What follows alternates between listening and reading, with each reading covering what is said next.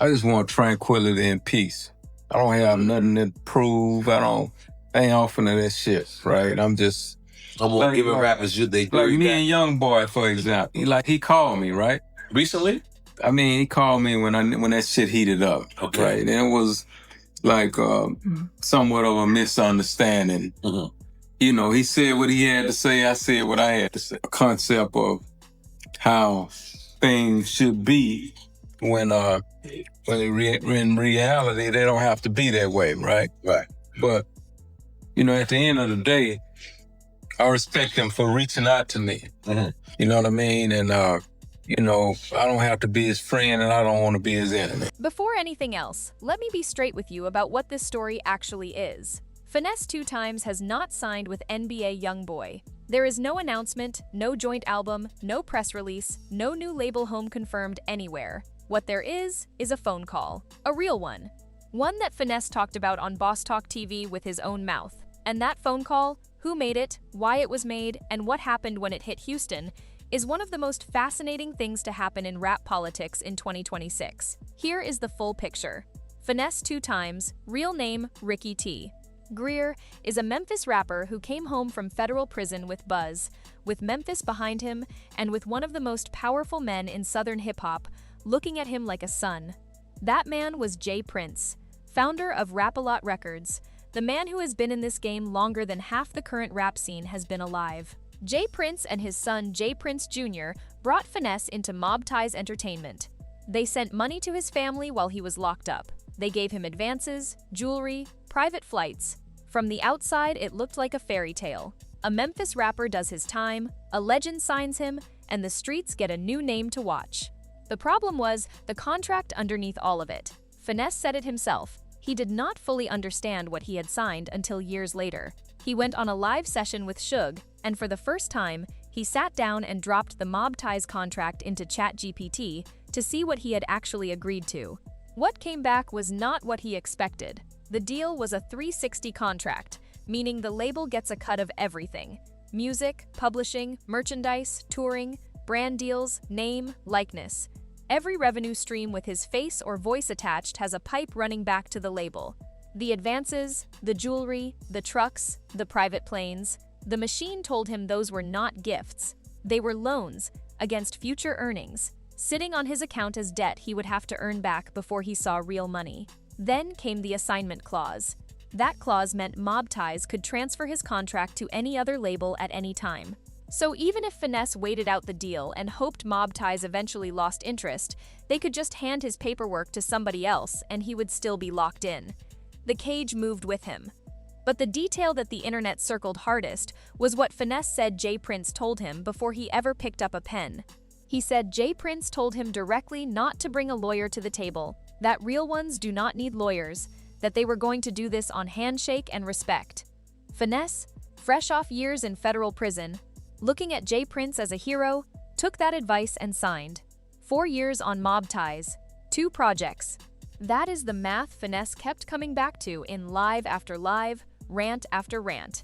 He said the label was not clearing his music. He said Atlantic Records, which Mob Ties is plugged into, was not pushing him either. He said no real rollout money was being spent, no machine behind him, no push. He had buzz. He had fans. He had songs in the vault. He just could not move freely. So he started bleeding out on the internet the only way he knew how, trying to get someone, anyone, to throw him a rope. To understand why the rope that eventually came hit so differently, you need the backstory between Finesse and the man who threw it. In September 2023, Finesse slid into the DMs of one of NBA YoungBoy's baby mamas. YoungBoy found out. He held on to it. Then in April 2024, he posted a racy photo of one of Finesse's children's mothers on his Instagram story. Finesse fired back. YoungBoy came harder. The fan bases went to war for a few days. No diss track ever dropped, just Instagram stories and deleted posts and rants. It burned hot and then went cold. By all public accounts, these two men had bad blood and zero reason to ever help each other with anything. That is exactly what made what happened next so wild. Finesse sat down on Boss Talk TV and said something that stopped the timeline cold. He said NBA YoungBoy had reached out to the Prince family and asked what it would take to help him get out of his contract. Not a subtweet. Not a vague show of support. An actual phone call. YoungBoy went over Finesse's head, called Houston directly, and asked the Prince family to name a price.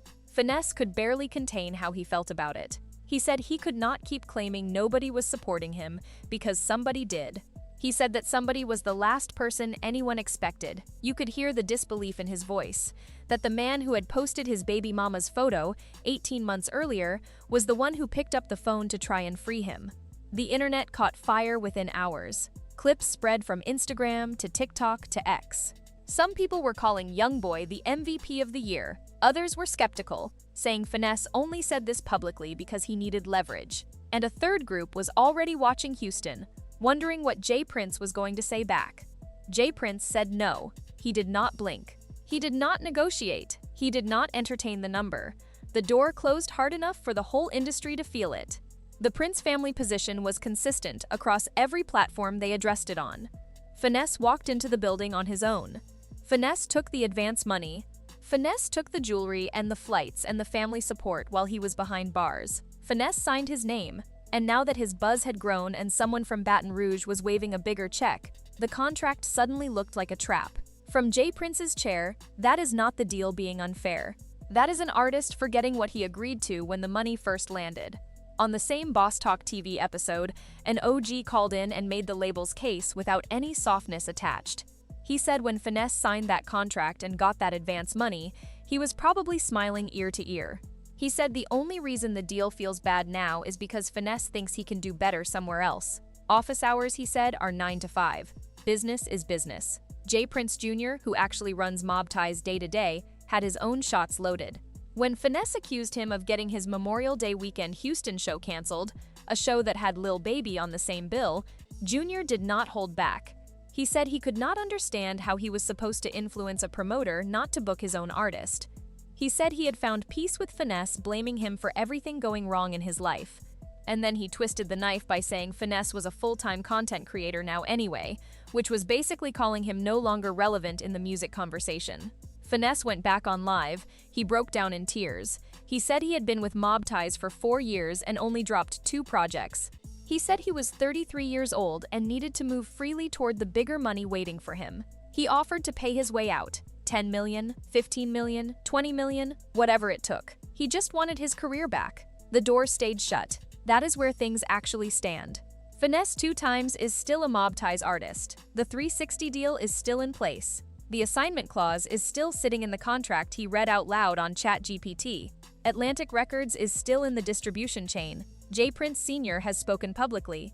J. Prince Jr. has spoken publicly. The Houston Promoter Network is aligned with the label. And NBA YoungBoy, for all the respect the gesture earned him, is still on the outside of a wall that was built before he was born. What changed is not the contract. What changed is what the public knows about who these men actually are when the cameras are pointed somewhere else. A rapper who had every reason to enjoy watching his old enemy suffer instead made a quiet phone call to try to help. And a man who has been crying on live for months finally had one real receipt of someone showing up, even if that someone could not break him free. No signing, no deal, no new chapter yet. Just a phone call, a refusal, and a respect that neither of these men probably saw coming when they were going at each other over Instagram stories 14 months ago. Whether Finesse ever gets out depends on lawyers willing to take the case. A buyout the Prince family will actually accept, or running out the clock on a contract that has already cost him years. None of those paths are short, but at least now the whole industry knows one thing clearly. When everybody else was watching Finesse drown and doing nothing, NBA YoungBoy picked up the phone. Drop a comment. Do you think J. Prince should let Finesse go, or does the contract stand no matter what?